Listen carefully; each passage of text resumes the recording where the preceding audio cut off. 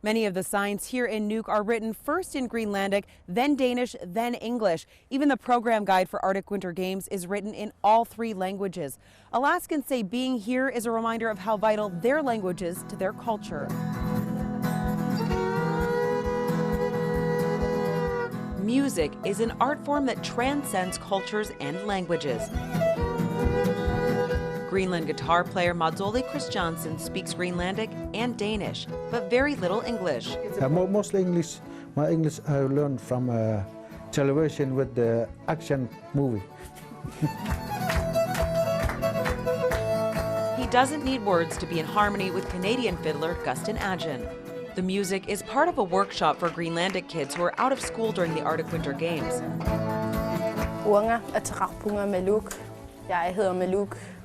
His name is Maluk. Here in Greenland, the local language is thriving.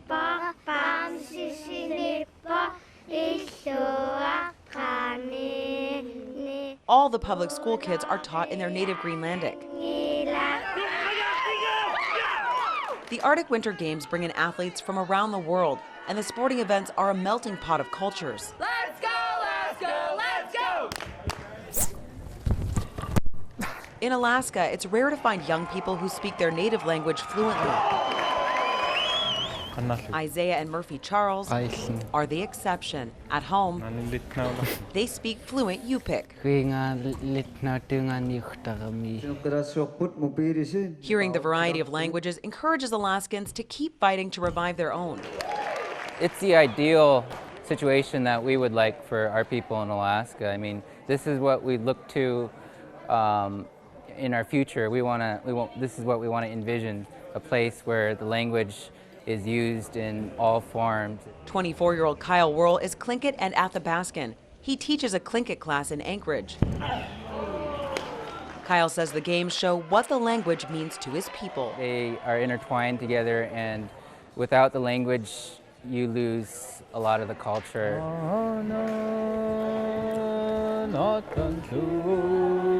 He says bringing back the languages of Alaska, whether it's Tlingit, Inupiaq, or Yupik, will take everyone's help. It starts with the native youth realizing how important it is to speak like their ancestors. They're the voice of this new generation.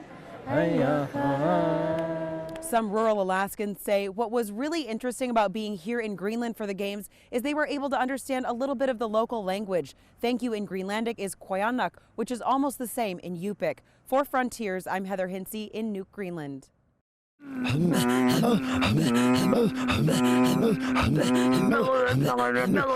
It's a dying art form in the Arctic.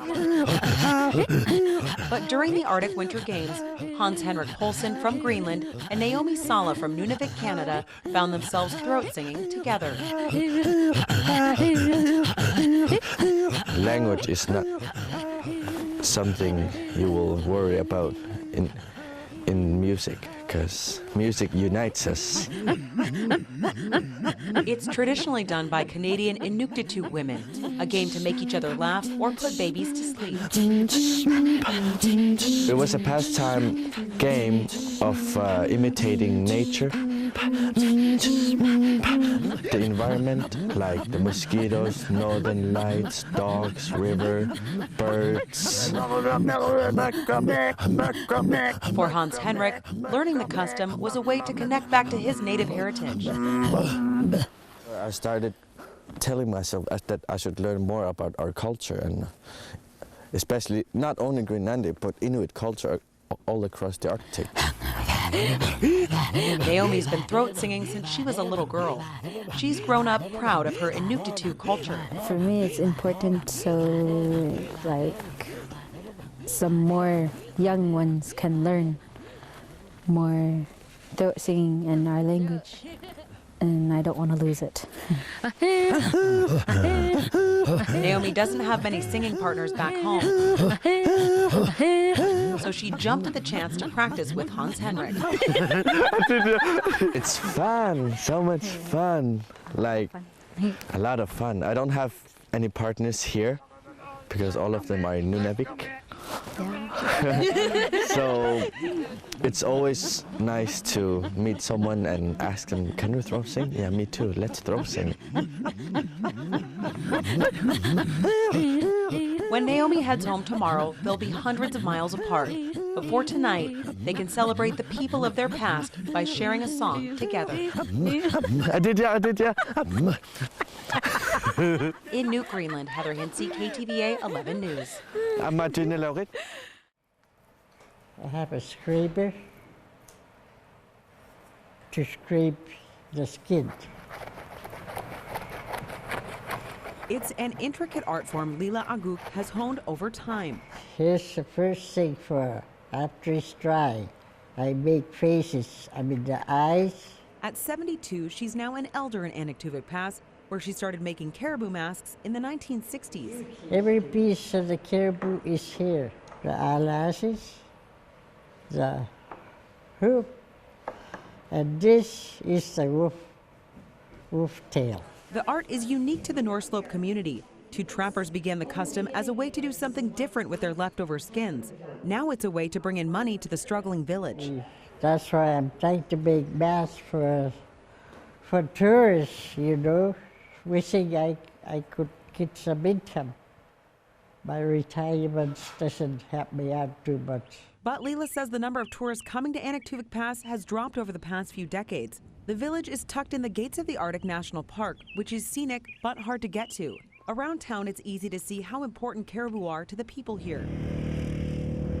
Once nomadic hunters who followed the herds, now they're at the mercy of the animals' migration patterns. When I was young, we used to see the caribou herds pass through the pass, and they were by the thousands.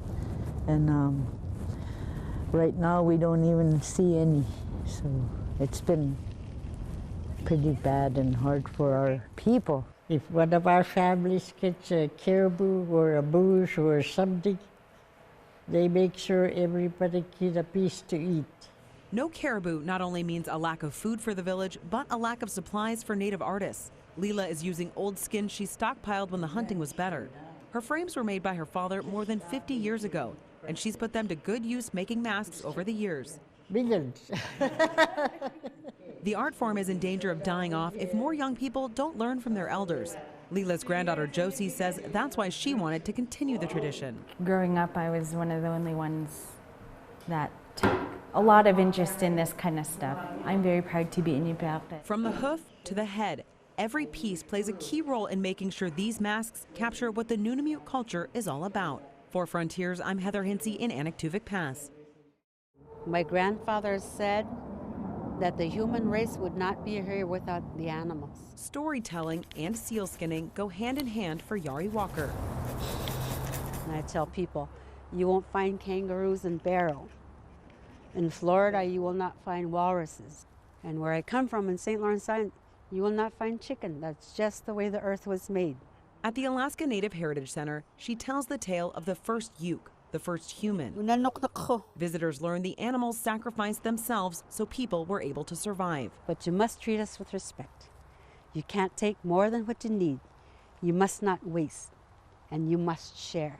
Good afternoon. It is. It's a seal.